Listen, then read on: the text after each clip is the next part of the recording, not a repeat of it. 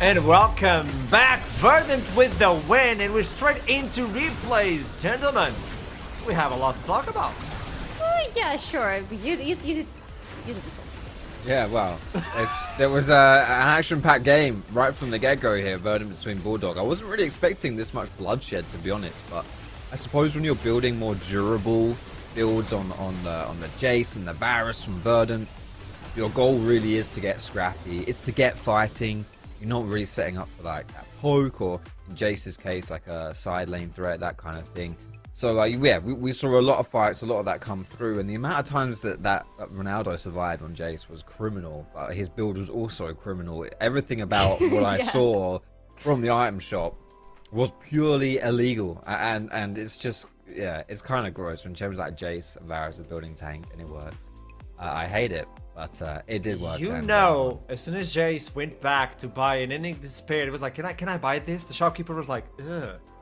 Hey, brother. Yeah. Why are you doing this? Like, you're the Jace, stop. Why? Yeah. But listen, he had a reason, gross. okay? It wasn't just that with these tankier builds they were able to win fights. They were able to take on and win those extended fights. Because the idea for Bulldog is that we want all to engage, we want to get somebody down, and we want to have like a channel from their own to keep killing the other guys. They are not able to kill somebody quickly enough because almost everybody is tanky on the enemy team, and who is not tanky, they're standing far away from them. And once this initial engage doesn't work, this is where the range that Verdant had in abundance is coming in, because nobody ever touched Mishy in a single team fight. What was Mishy doing all this time? Standing as far away as possible, not Mishy, sorry, Maxi. And he was just doing the artillery barrage onto the enemies non-stop. And no one can do anything to him, no one can punish him. I love this replay specifically because look at Mishy, the way he positions himself, and you believe like, oh, he's gonna win this team fight.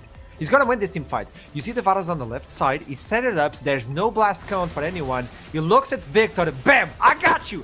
You're not going anywhere. I'm gonna... Zhonya's done. It's good. Out of this, Mishy does nothing.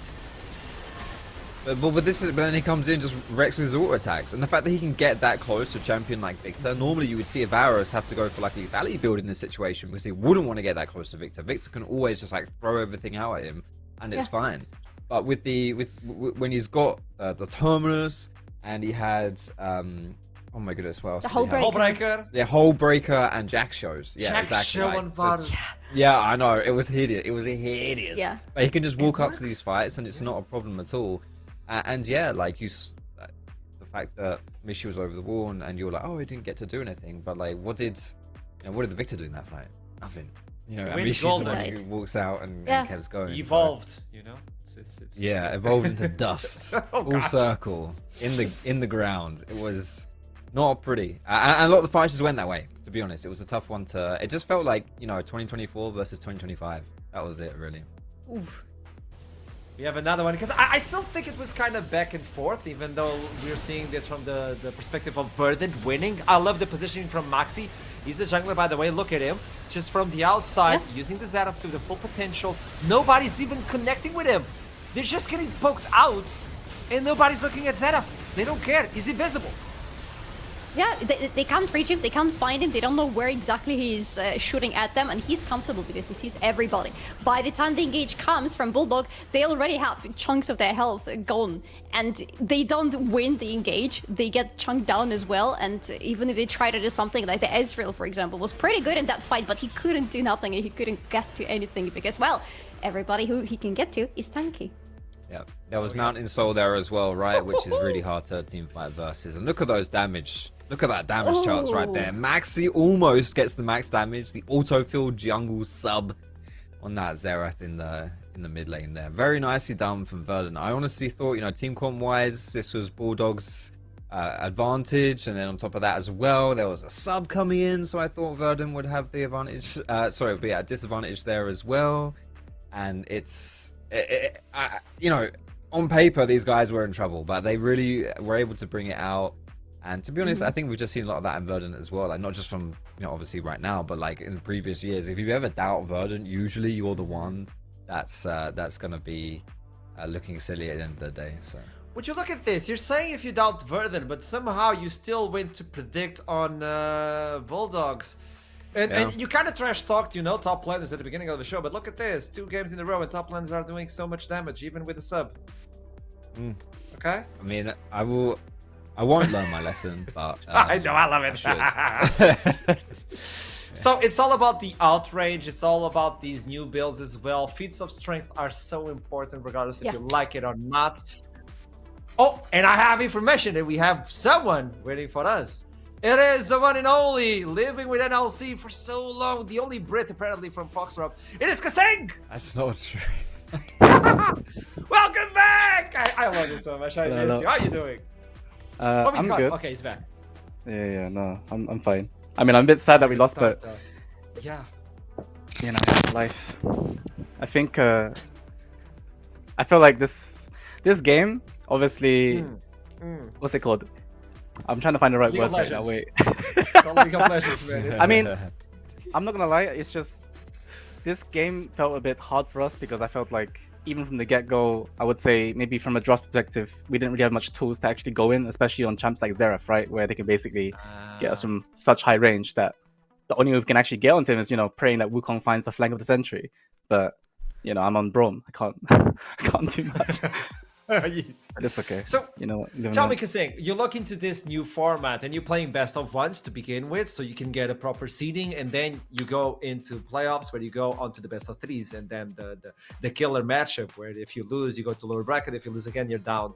So on this best of one, even though we have fearless mode, like, do you feel it's complicated because you can get cheesed, quote unquote, cheesed with long range with Zedov and things you're not expecting, and then it's like one game, move on. How do you look into this one? I mean, to be honest, I feel like best of ones is just all about understanding your comp, like whatever you've been given, right? How to basically utilize it to make sure that you have the best possible outcome. It's not like, oh, just because they picked a longer range comp, therefore they should always win, unless, you know, both sides play it perfect. But obviously it's League of Legends, right? People can always, you know, mess up and stuff.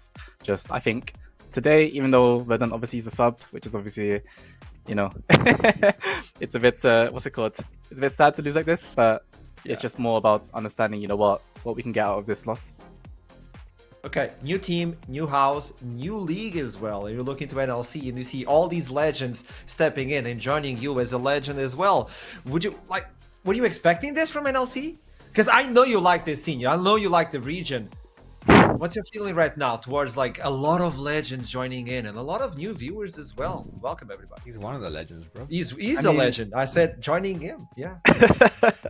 I mean, look, it's just obviously I didn't expect, you know, NLC to kind of, you know, to be where it is right now, honestly. Obviously before the split prior to it, right?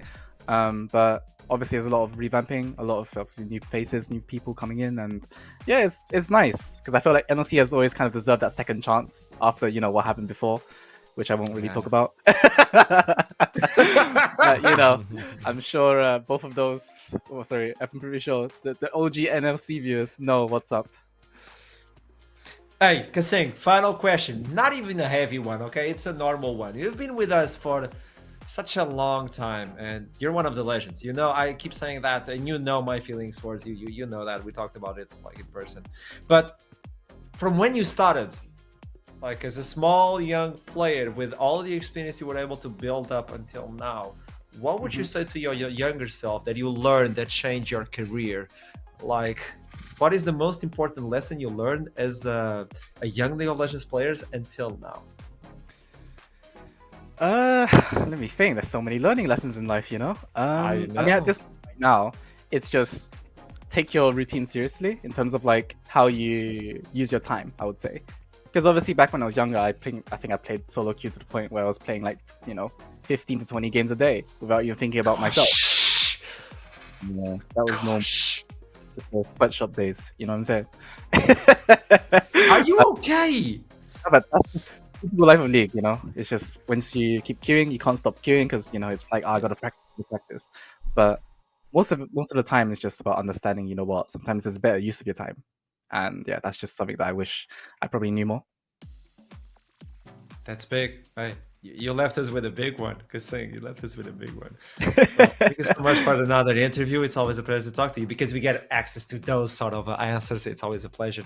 And best of luck for the next one. Kasing, I gotta see you win sometime, you know? I gotta. Yeah, later tonight, okay? Today, this last game, it was a fluke, you know? We cut off our own legs before the game started, so.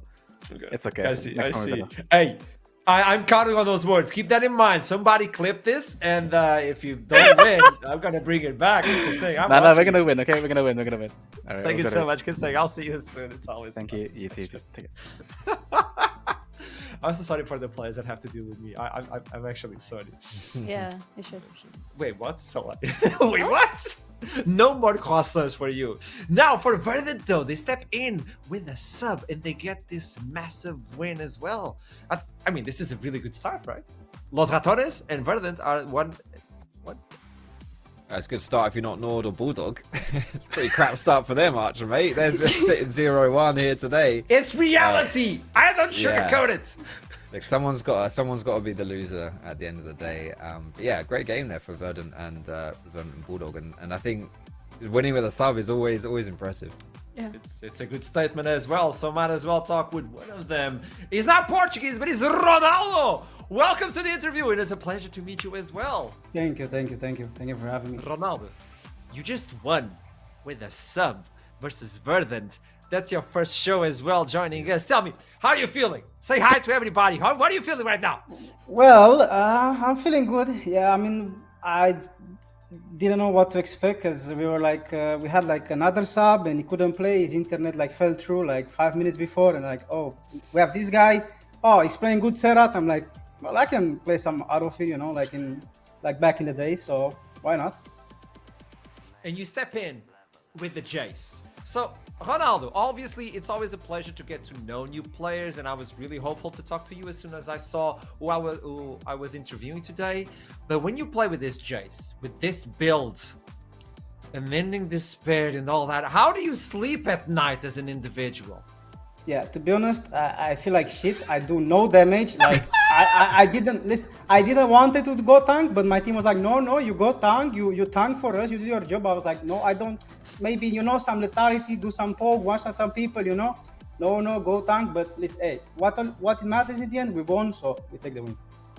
There you go. So with this good start, you kind of won. Los Ratones is won as well. Everybody was talking about all those teams, and Verdant is on the top right now. I know it's only one game, but what are your expectations at the end of play day, at the end of the seeding? Where do you see yourself?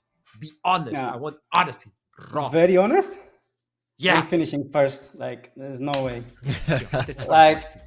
everyone is talking Los Ratones, Nord, so good. This player, those players. Like, just watch the games. Okay. That's okay. that's all I can say. If you could pick right now of all the players you have to meet, is there any player in this group you would like? I know everybody asked the same thing, like, oh, who would you like to play against, or who you didn't want to play? Now, I want to know, who do you want to beat up? It's not about playing, beat up. Well, I think some of the people know it's Los Ratones mid laner. We had some a bit of beef, we had a book scrims against them like 2 weeks ago or 3 weeks ago, and he didn't want to play against me. I don't know the reason. Maybe I know. I'm not gonna say it, but yeah, he cannot run anymore. Oh, Ronaldo! I love where this is going. Thank you so much for this interview. I'm going to let you rest as well. And it's always a pleasure to meet new players. Always a pleasure to meet you. Hey, I would like to see you on a damaging champion eventually, if possible, okay? Yeah, 1%. I'm not playing Jace tank anymore. Was one and last time. Okay, thank you so much, dude. I'll see you soon. Congratulations on the victory as well. Thank you. Oh, I like this. We're building That's up. what they all say. Oh, it was only one time, just one time I play Jace tank. That's where they all start. The issue, Solari, is the coach. They make you play things, you don't want to play. I'm so glad I don't have a coach. I played competitively back in the day, and I swear, coaches can be complicated. You Feel like, are you kind of trauma dumping on us a little bit here? Los What's Ratones versus happening? Lightside is the next match. I like to keep things. Woo! There you go. Los Ratones versus Lightside, and this is so exciting. Look at that. Leo Cargo, Harbu, Eyebridge, Winter as well, but the Rusty Sniper versus Crowny. Oh, this is Gonna be a match. Yeah, it's a great matchup here of trial by fire, if you will, for Lightside. I think this is a team that has some good upside. As a team, their synergy is very good, and their bot lane is an area to focus on. But Ratones, man, that's a tough one. And Crowny Reckless, especially as a duo, you got to go up against that. That is not easy. Yeah. There's a lot of hyperbole you could throw out about how difficult that matchup is going to be. And your first game of NLC, it's a hell of a warm-up game, that's for sure. I mean, if you even just compare the experience between these two bot lanes, because if you look at the light side, we have Rusty Sniper who has been playing, who has still yet to prove himself, to be honest, in the ERL, but his support, Lundqvist, he doesn't really have much competitive experience at all, and he's going to be playing against the current world's champion, so it's going to be rough. There you go, we're about to jump into Champion Select. We're not, I was just kidding. There you go. And with this in mind, this is going to be an interesting as well for Winter, because Winter is playing top lane. He's playing versus the one who solo killed Faker, by the way. I don't know if you've seen Bao's stream recently, but that's all he puts on his link, on his Twitch name. If you killed Faker solo, what would you do? Wouldn't you do the same? Because I would. I would make it worse. I would be worse. I mean, you Bao's. would, yeah. Yeah, you would be. Gosh, I'm being attacked. No? Fox protect. Hey, one Archer, mate, you got to get used to it, dude. You got a long split ahead of you. I haven't been back. I'm ready for this. I'm ready for this. Well, all right. If you go to EMEA Masters against Solari, you know Jim is part of the schedule, don't you? Please, no There you hex go. machine. Foxtrot, I want you on the gym as well. So, as we're about to jump into this Completed one, it, mate. No? Completed it. Look at that. Look at that's that. What I'm talking about. I don't know It's if over. you're flexing or not. Okay, I don't know what's happening on those. I don't know if it's the webcam or not, but something is missing. Yeah, it's the perspective, mate. It's the perspective. It's fish it's the angle. angle. The It's the angle fish that I have. lens. Yeah. That's what that is. Yeah. Light side? Anybody? There you go. Lightside versus Los Ratones. Skarner is being removed. We've seen this before. Cyan. Oh. He doesn't They play know. that one. But Gragas is available. Varos is available. They played with Corki. They're now the ones removing the Corki, leaving the Varos available if possible. Goodbye, That's Victor. a good Victor ban, yeah. I like it because right now Victor and Varus are having such a high prior in the peak selection. So Los Ratones already like maybe looking into a possibility of Varus' second pick, but now with Victor removed, Lightside have the opportunity to snatch it for themselves, for the Rusty Sniper who has been playing it. But no, they go for Wukong, another high prior jungler.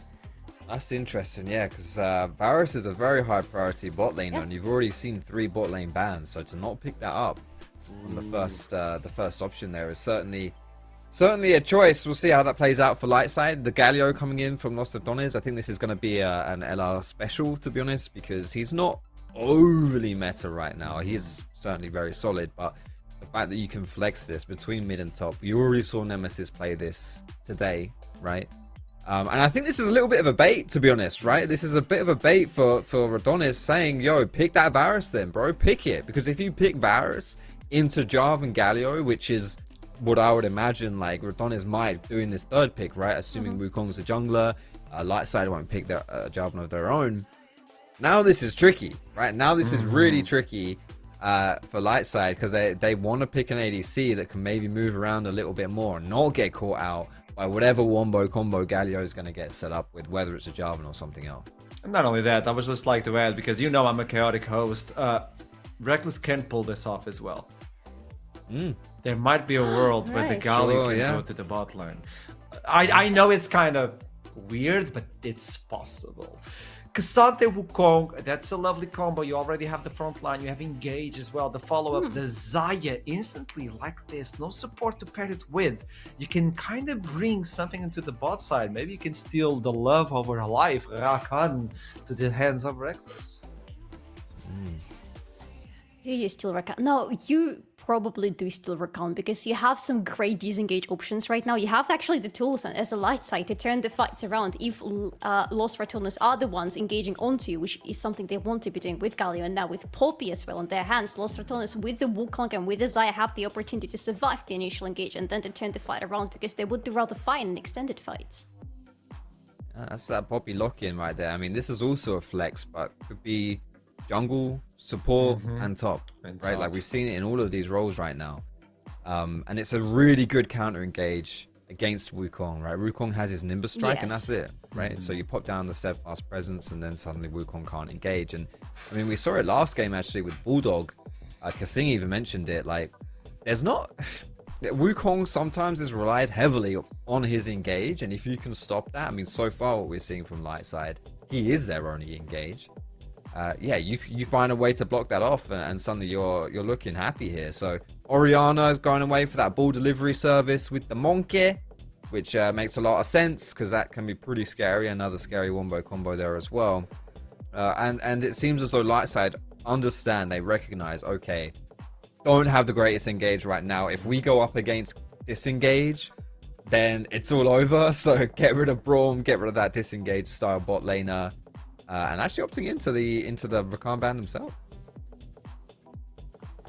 I'm wondering, do you lock this in? This would be interesting. You kind of reveal everything as soon as you lock this AD up, aside from the jungle.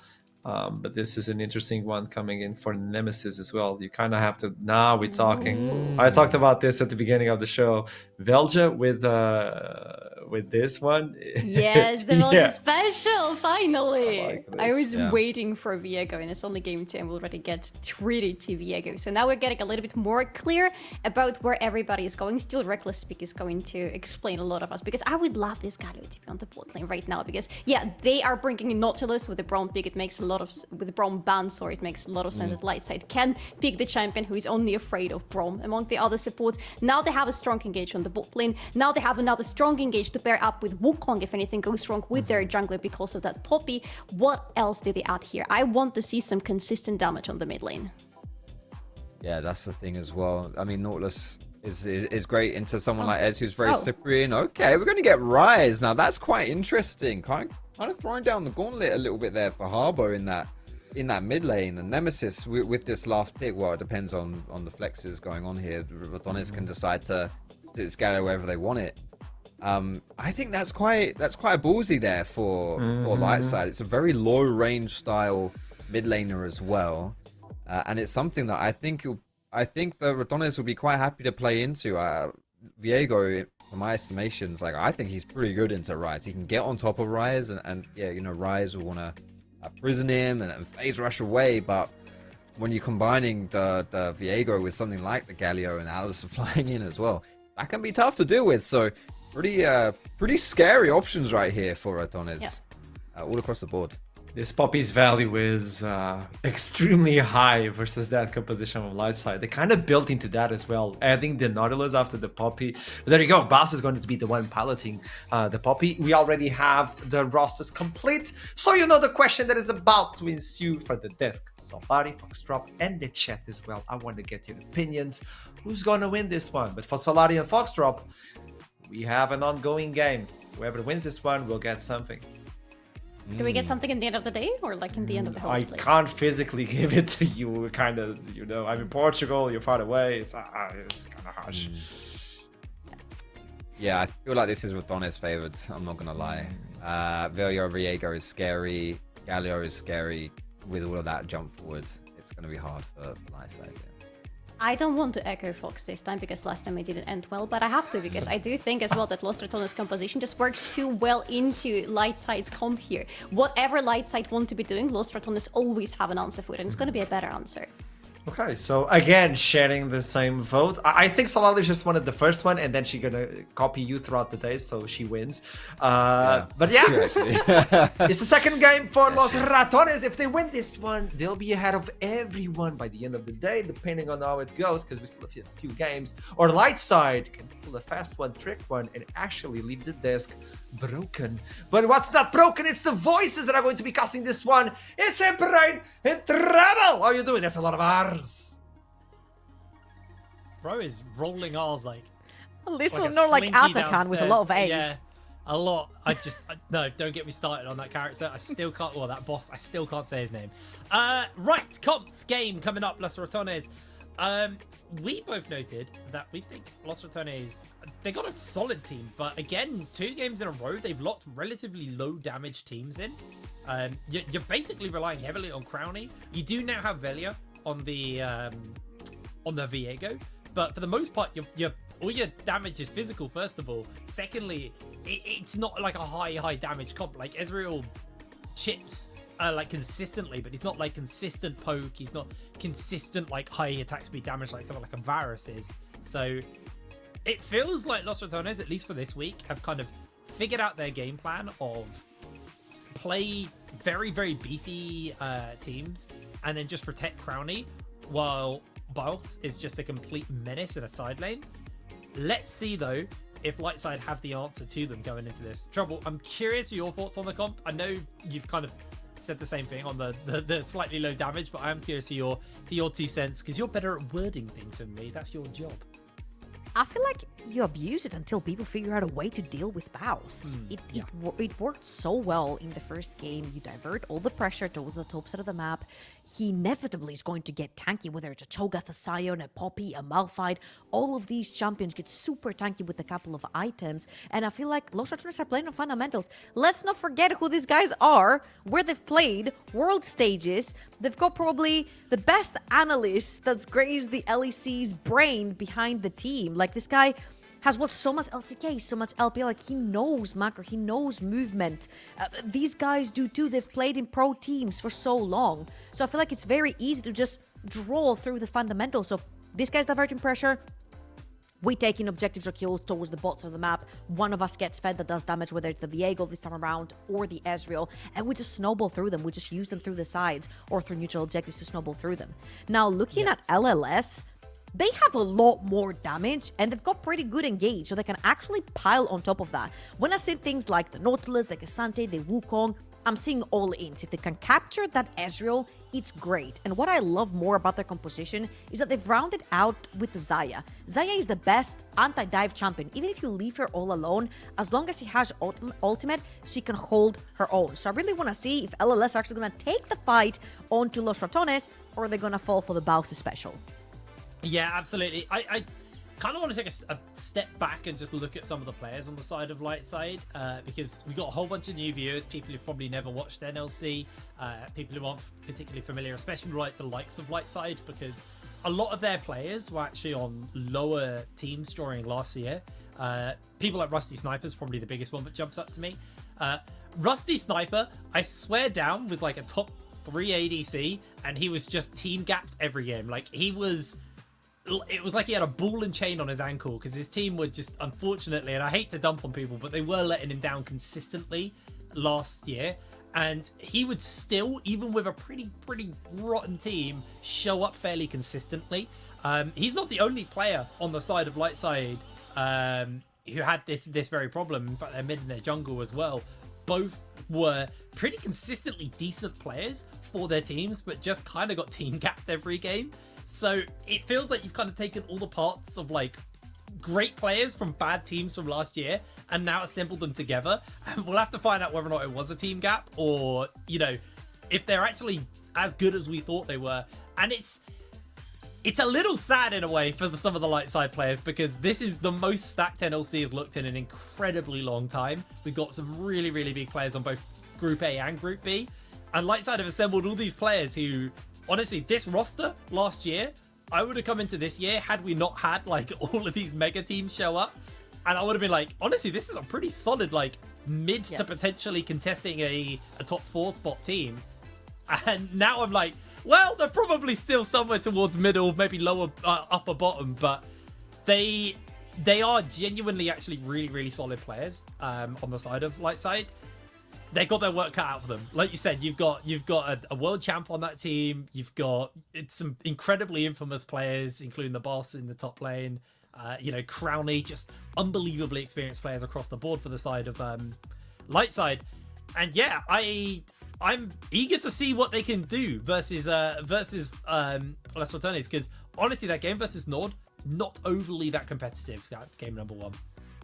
No, I felt like they held their own pretty well. Again, I feel like their strat, until it gets found out, until people figure out how they want to deal with the kind of strat that Los Ratones are bringing in, I feel like it's really cool to just abuse it and juice out all the best of ones. I feel like best of ones right now are so important, because if you listen to a lot of players, they're like, oh yeah, best of ones are coin flip. Kasing mentioned it in the interview as well. You need to know exactly when you're walking into the best of one what your composition does.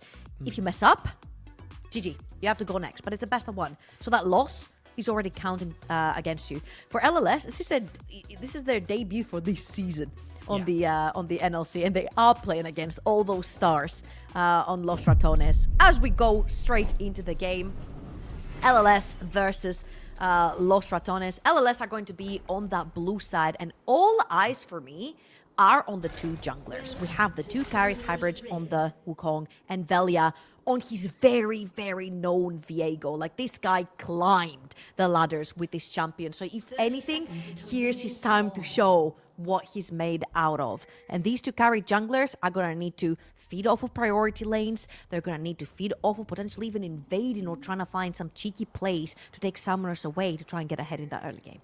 Yeah, it's interesting as well, because Viego typically likes to play with a very bursty team, so you can get 1 kill very snappily and then steal the form and then move on to the next. But there is an argument that when you're playing a team that's this tanky and can play this much frontline, once you get that initial kill, you can kind of get the reset, get a full combo off, jump out, jump into the next, and kind of almost play a slower style. So not what you typically associate with a Viego playstyle, but it's very much an option here for the side of Los Ratones to kind of just play around Villia, playing a more slow and steady, steal the forms, go into the reset, and play it off that. Because you have a phenomenal amount of CC. There is so much CC on Los Ratones, and we saw last time, eventually, it took so long to kill Baus that the rest of the team could rock up to the fight after everything had been used on him, and then they'd go for the kill. So we'll have to see if Lightside are maybe a little bit smarter than that, and they're not just going to burn all their ultimates onto the top laner, and instead will look for the optimal picks and optimal ability to get that kill onto him. I feel like the most optimal thing that Los Ratones can do here, as you mentioned, they do have a lot of CC. I think it's go for the Nautilus. It is the #1 suspect. Usually you see Nautilus either go 0-10 or go 0-5 and have a bunch of assists, which means that this is a very successful Nautilus game. I feel like right here, getting Velia that Nautilus on the first reset is going to snowball the fight so hard. And one wrong Q from Leo Lecargo right here could actually mean a lost team fight. So I'd like to keep a track of how many times maybe the Nautilus overextends or he gets a wrong Q onto a target and ends up going down for Los Ratones. I feel like this is a very easy way to try and snowball the fights later on. Yeah, absolutely. I mean, there's a bunch of relatively decent people you could steal here. Yeah, I don't think you're Winter getting as well. Kasante down anytime soon, though. No. I mean, you're getting that Kasante at the end of the fight, aren't you? Unless by some miracle he kind of overextends and gets blown up very quickly. But I very much doubt that because, like we said, Los Ratones have a relatively low damage comp. And it just feels like this was their week 1 plan. I'm curious to see what they cook up as the split goes on. Because one of the things I talk about quite a lot is, you know, an ability of a team to adapt and change. I think one of my major issues of Ruddy during summer last split was we didn't really see much change from them because they were kind of just crushing everyone. So they didn't really have to show us anything other than the playstyle we knew from them. So when we eventually did see it, it wasn't quite as clean as what we're used to. Now, Reckless actually using Ignite onto Rusty Sniper already doesn't get caught out by the Blade Cooler. And does lose a little bit of HP, but honestly, Rusty Sniper, happy with that. Didn't burn a pot, just got a chunk out of Reckless's health bar, and was crucially burnt that Ignite early. Yeah, and that bot lane dead even down the bot side of the map, which means now that Hybrid has to pivot towards the top side. Might find Nemesis right here. Does he fancy taking this fight? Oh, they get good taunt up, but Hybrid able to jump away using the clone. Velia does have the chase down here onto Harbo, but Harbo a little bit low on mana. Does need to be careful. They're fighting for that crab towards the top side of the map, and Harbo needs to be very careful because she no longer has the vision. However, Baus has to back. He's going to be TPing back into the wave. The Scuttle Crab is going to go towards the side of Hybrid. Of course, does have the smash, going to take it down 1-1. Really good stuff right there. Nemesis insta-push that mid lane the second that bot lane Crab got taken away to try and transition Velia through that mid lane towards the top side Crab. It's not going to be the case, but right now, because Baus got that first teleport back towards the top side of the map, and now Winter needs to back, he gets to invade that top side. He's been pinged, and Wukong's already on his way, but I think Velia with the smite here will be long gone. Right, well, Velia maybe looking towards something on the top side with the teleport coming in. Just denying that from Highbrush is really big. Highbrush went for the reset. Velia did not, and loses a cap for it. Now Winter, she can take a little fight here versus Baus. Not really going to get much. And we haven't seen Baus do his proxy like we did in game 1. A bit more difficult on that On the particular Poppy. matchup with the Yeah. Poppy as well. Yeah, with the Poppy, you also have to gather the wave, Q it, the Q and the Q pop doesn't necessarily really one-shot the wave yet, so it's not as easy as with Cho'Gath popping your 2 spells, one auto-attacking once, and then the whole wave basically dies. So I think it's gonna be more of a traditional 1v1 in lane for now for Baus versus Winter. Again, my eyes are pinned all to Velia, and looking at the fight that he chooses to take right here, I feel like bot lane is a very crucial part of where Viego usually wants to be. Again, being around the Nautilus, it's gonna peak for Viego, because getting to steal his soul, especially when Nautilus is not gonna be level 6 for the next fight to come, and Velia is going to be, I feel like this is the body that you're looking at to steal first. I really like this from Lightside, though. They got a good rotation off there into topside. Obviously, knowing the grubs are important. Nemesis may find himself caught out. They get the taunt down. The flash comes down as well. And Lightside able to make an escape from it. Winter holds his own in the top side, and most crucially, an entire wave was lost there for the side of Los Ratones on the bot side, because we saw Rusty Sniper stay, shove the wave, and then rotate to join the rest of his team. So ultimately down a little bit in farm there for Los Ratones, as they are moving multiple people over to potentially get involved in a little scrap. Just having a quick look at where the 6s are at. A couple of people have their ultimates, but there's no really major ones up. And I think Lightside are recognizing they kind of want the Cyclone before they fight, so they just back off. They may go to steal one, though. Oh, big headbutt pole into the Galioar. Only going to catch onto the clone. Highbridge has to flash away. He's going to find himself caught out by Crownie as he secures first blood. Taunt comes down. Winter is trying to get out of this one as they're going to go in. In jumps Harbo, though, with the pillar, with the portal to get himself into the fight. Reckless is holding fast, but he finally goes down. Crownie not going to secure that one. It is a double kill for Leo Lacargo as well. So not even all that much gold getting given over to the right members. Oh, sorry, it's Velia. It was Velia. I got bested by Viego.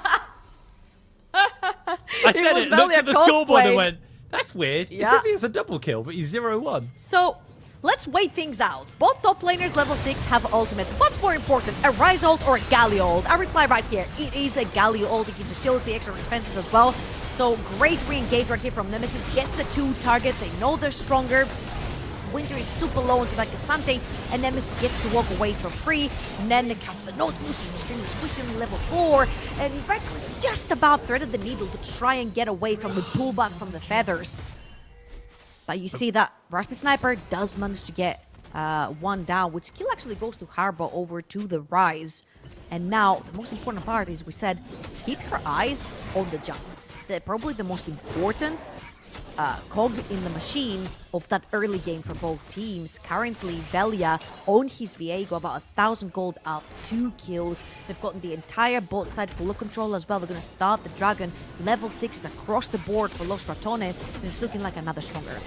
Yeah, I feel like Lightside really wanted to wait for their ultimates before they took that fight. Not having the Cyclone, not having the Feather Storm, not having the Depth Charge. They just all weren't on the same page. Like, Yeah. half of them wanted to wait, who didn't have it, and half of them were like, but we have it. Especially when, like, the Galio ultimate, it's a teleport, but it also has that kind of impact where it either buys space or, you know, gets that CC in. Where Harbo, he just brought a couple of minions with him. That's all he really achieved with his ultimate.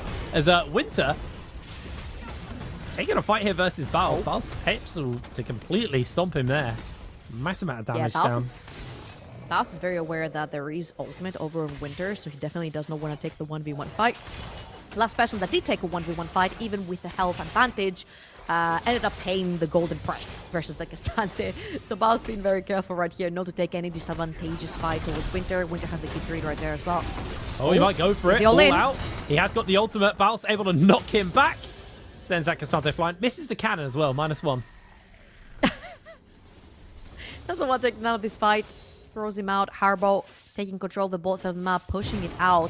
That Ryze and the Kasante are the 2 that are most even in terms of gold on the map, mid and top lane. Extremely good champions, especially when you're looking towards that late game, protecting the Xayah, making sure that you push out the waves. Kasante and Ryze can stay extremely safe onto the side lanes, pushing out. A lot of damage coming through, AoE damage from Ryze, and also Kasante is an absolute monster in being an escape artist every single time he has to push through that side lane. The Archangels coming through for the Rise as well, which means a lot more damage getting stacked up for Harbo, who's also heading towards that top side of the map right now together with support and jungle. Velia. No one's aware of each other. The first to move is the one that reveals themselves. As Nemesis actually coming in. It looks like the collapse here from Los Ratones. Lightside find themselves in a bit of danger. They got a blast going to work with. They just blast into the middle of everyone. Hook goes wide. Taunt lands onto 2. Reckless not able to get the headbutt pole buff. But Rusty Sniper's firing down. Bits the feathers. Pulls in a couple of people. Crowley firing away. And Velia on a killing spree steals away the monkey. Harbo has to make a run for it. He's just going to ult over the wall into Leo Lacargo, but he gets himself caught out by Harbo. Harbo completely pumping the damage in, but finds himself knocked up. Velia steals yet another form. Looks for the hook, doesn't find it. And it's so close multiple times, but Lightside struggling to translate through the tankiness into kills. Again, very simple, correct League of Legends coming through for another team. This time, Los Ratones right here. We mentioned how their damage profile is extremely low. And it's also primarily AD through the Viego and the Ezreal. But look at where all the kills have ended up on. Brownie down the bot lane and Velia in the jungle. Rusty might have to ult this one. I think he might be in trouble. Goes to the Feather Storm, gets the pull back. They're underneath the tower. Rusty pops the barrier. Shut down in his pocket. Beautifully played by Leo. What a hook. Great bait right there from Rusty Sniper. He saw his support getting very, very close. Baits Crowny to walk a little bit too far forward. Takes him down with him. Great stuff right there. However, again, reminder on the feats of strength right here, we did have the first blood go over to Los Ratones. And if I'm not wrong, this might actually be the third objective. That's 5 grubs. If they can secure the last one, they are completely locked in, but the fight is on already. Reckless, low HP, but he's able to find himself a bit of damage. There's going to be the outcome ball to get them all out. Winter just kidnaps the Poppy underneath the tower, able to secure himself the kill. And so far, the grubs are still standing, but Leo being chased down. Harbo comes in with a lockdown. Can Leo keep himself alive? Hook comes through! Harbo! Gulf's able to secure the kill, finding the lockdown. Harbo goes in for the flash, but gets himself a shutdown in the pocket. Can he get away? No, looks like he's going to be able to. Jumps underneath the tower to safety. Rusty back into the fight, back into the action. 1 grub still standing. The feat of strength isn't completed yet for Los Ratones. LLS are taking the fight to Los Ratones. They don't care about killing Baus on a side lane. They're willing to take the 4v4s, the 3v3s, whatever Los Ratones throw at them. And very importantly, stealing that Void Grub away, as you very rightfully mentioned, means that feats of strength does not go over to Los Ratones just yet. They do have the first blood, and they have 2 out of 3 neutral objectives. So either the next objective or the first tower to fall, it gives Los Ratones over feat of strength. I have to admit as well, Harbo looking a little bit scary on this Rise, and Rise is a champion who needs time to scale up, and now 2-0-1, Archangel's finished, working towards that next item as well. I believe that'll be a Luden's companion for him. It can be very, very scary. Now, the real issue is they're committing their mid laner and their top laner, the support, sorry, to the top side of the map. Well, Dragon spawning in 5 seconds, that's the feat of strength they're looking for. Yeah, I feel like that's a little bit of a late transition right here from Leo Lacargo. I don't feel like they were expecting Los Ratones to be towards the top side of the map, because there is nothing for them to do right there. They leave Baus on the side, push out the wave into that Rise, and I feel like Los Ratones right here are getting a pretty free neutral objective, which will give them piece of strength, as we previously mentioned. LLS does not seem to be too interested about it. And now they kill Kasante with just 1 Galio. I mean, they're actually doing a fair amount of damage to him, but he's got the shield, he's got the dash away. Reckless is going to pop the ultimate as he goes in for the dive. WU finds himself a knock-up, but there is going to be a quick turnaround. Winter tries to find that turnaround himself, gets another shield off. He's doing a fair amount of work here, but Velia slides in and secures the kill. Kasante is still not balanced, apparently. That is crazy. All I'm gonna say, they're lucky that is a 2025 version of this champion yet again. LLS used now the Kasante as a diversion to take that top lane tower, bot lane tower going down for Los Ratones.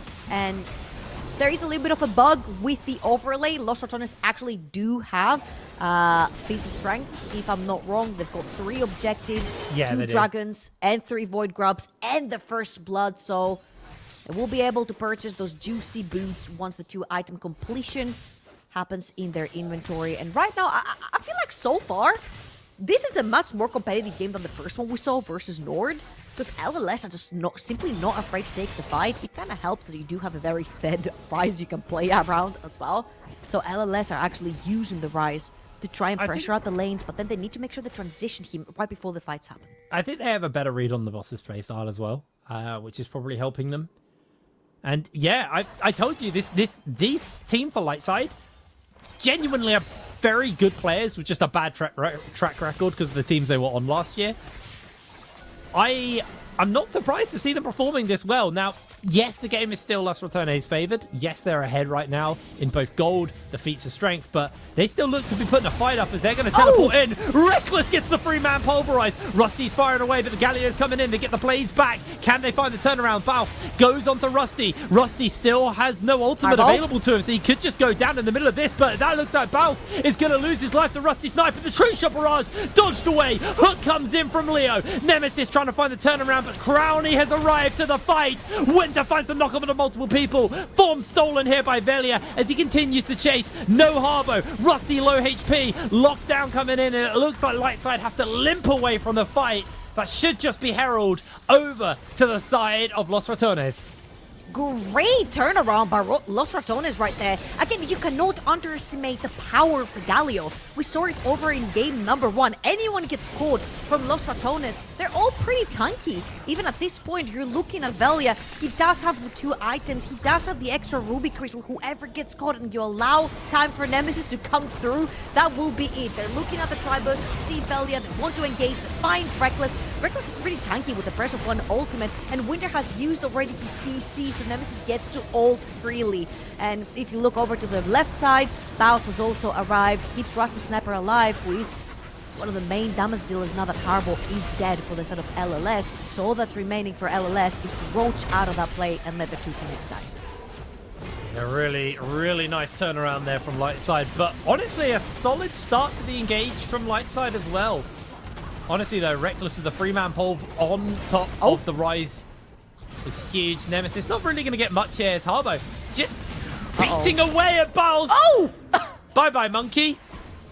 Didn't have Cyclone, so didn't waste an ultimate from the Monkey there, but Winter potentially getting dove here. Is just going to jump away. Reckless comes in with the flash. Can he get this turnaround? He has the all-out available to him. Just use the W to break away. Leo finding the lockdown for his team. No backup is quite here yet, but Velia needs to be careful. They're going to find the slow onto him. Rusty's making his way over. Teleport coming in as well. This is going to get really messy. The taunt may not be enough. Great flash by Harbo. Reckless finds yet another pole, but he does go down. Blast Cone. They're going to take the Hex Case. They're going to continue the chase on. Velia needs to try and make a break away from it. Leo looking for the hook. I don't think he's going to be able to find it. Oh my word, this is such a bloody game and it's brilliant to watch. Yeah, Leo Lecargo as well misses the double auto attack right there. Velia just about goes invisible as the auto attack from Nautilus is about to be hammered down onto him. 6-1 and 4 onto this Viego will be pretty juicy money to whoever was able to kill him. Is not the case, gets out alive. They only lose Reckless, sacrifices himself to try and get his team away. I'm excited about this LLS team, I'm going to be honest. Taking the fight onto Los Ratones every single time. I'm not gonna lie, I feel like Los Ratones have overextended once or twice here. Yeah. And honestly, I don't know if it's like overexcitement or we're simply that much more fed. You've got a 6-1 and 4 Viego with 2 items in the inventory, 2 items in the inventory of this Ezreal. You're actually an entire whole item possibly up on every single opponent. So you are forcing these fights to try and take control of that advantage in the early game. So I don't blame them for that, but props to LLS for actually trying to find those picks. Absolutely. Now we're going to see, but Los Ratones is going to start up this Dragon number 2. Hex Tech Soul will be an issue if they're able to pick it up. So definitely see some level of contest coming in as Nemesis gets a whole heap of damage off onto Harbo. I think the biggest issue that Harbo is having is he has no health. Every time I see him, he's at least half health. He is getting melted away as Rusty was looking to be a bit of a menace in the mid lane, but when it comes in, throws down the Herald. And the contest on the top side of the map is coming in. Looks like they're just going to put Reckless inside Shelly. Rusty is going to do his best to try and clear the wave away. Does have that ultimate available, and he's going to have to throw it down anytime soon. There comes the play caller. Gonna get the lockdown. Reckless caught out. Harbo trying to pump in as much damage as possible, but Harbo's shield is already popped. Velia is gonna secure the kill, and Rusty goes down too. Absolutely filthy play from Los Ratones.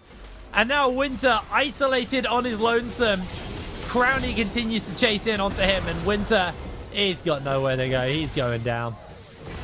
Actually, that was such a clever play from Los Ratones, because if you look over the top side of the map, if you see the replay, you'd see LLS were trying to actually dive back from the top side of the map. Los Ratones deep into River.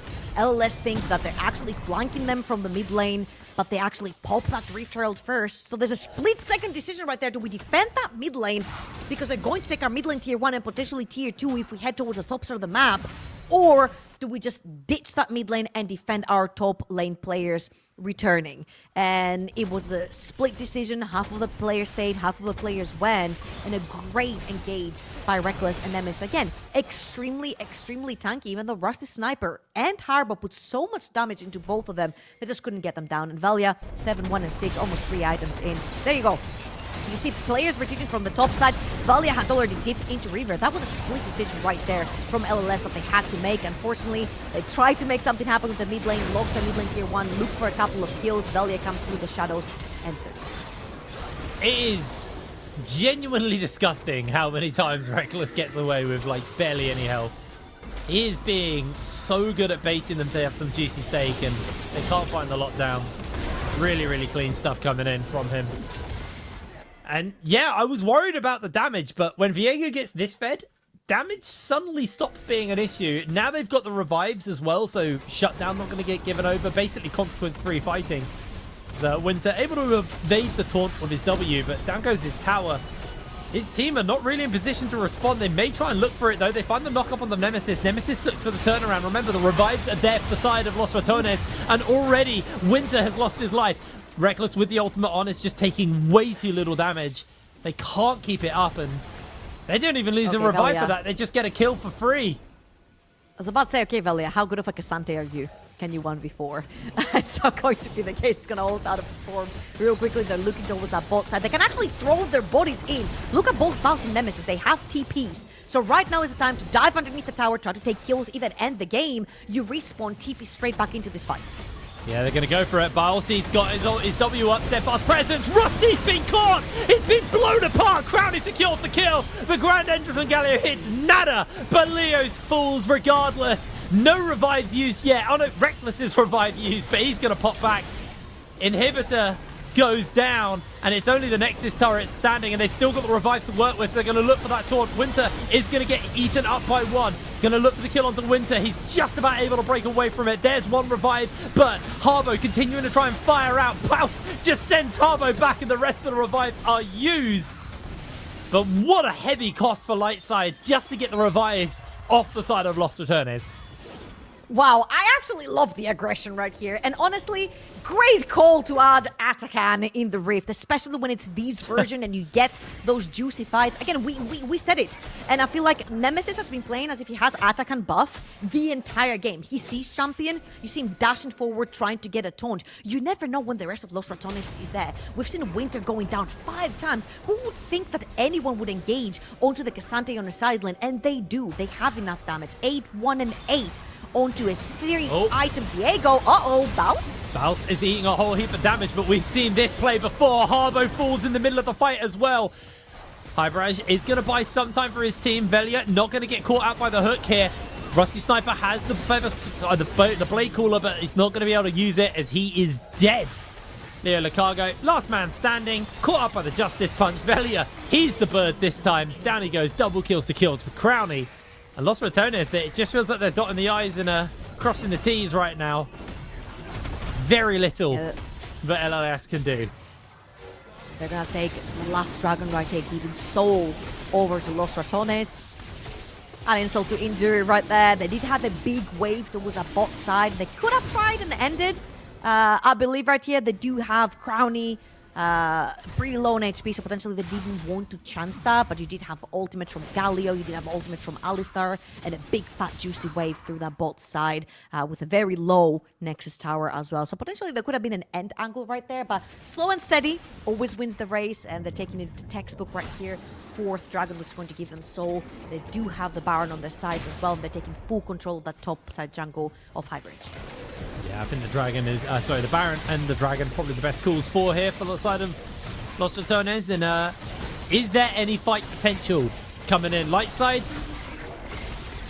you keep hitting them down, but they keep coming back and fighting. Reckless gonna catch on to Hybros, gets himself caught out by the hook, and the Baron's already secured. Balth chasing Rusty Sniper, who is ultless. Hybros forced to use the Cyclone already. Leo crumbles down next, and with that, support dead, 5v4. This is gonna be an incredibly hard ask for the side of Lightside to hold. Baus was just walking up. He wasn't using it. Just menacingly walking towards him. Oh, Harbo. Harbo never has HP. I'm convinced this guy has some rune, which means he just has less HP. The ultimate comes out from Rusty, caught by the taunt. Double kill for Crowny. Hybros gets caught in the knock-up as well. They're looking for the triple onto Crowny, but Velia is going to be the one to take that one away. And now they continue to chase onto Winter. Winter going incredibly low. Back onto the fountain to try and keep himself alive. Crowny taking a little too many tower shots off the back of that one, but the Nexus is going to crumble. And it's a 2-0 start to Los Ratones. An absolutely brilliant debut in the NLC. Last few auto attacks for the Nexus, but they're diving the Nexus actually. Screw the KDAs. Well, Baus, of course, would say that. And here's the second explosion of the day for them. Actually, sad for Nemesis. He had 0 deaths. He was 3, 0, and 15 right before he died. I mean, if that doesn't prove to you that he's not a KDA player, I don't know what will. But in all seriousness, this was a completely different comp than what they showed in game number 1. Because even though it had sort of the same elements with the Galio traveling through, they didn't play the same way that they played around Baus in the first one. Baus was actually a Sundered Sky Poppy. He was a threat to the backline. You saw him simply walk up to Rusty Sniper, and Rusty Sniper was like, I'm walking out. I don't want nothing to do with this Poppy. He was assassinating him in the backline the entire time. Yeah, it was a hard fight there for Lightside, but I will say that we saw more light in Lightside than we did in Nord versus Las Ratones. I told you these guys are good. Honestly, keep your eyes on them throughout the split. I think they could be a little bit of a surprise factor later on down the line. But with that, we're going to throw ourselves to a quick break, and then we're back with game number 4. So we'll see you in a moment.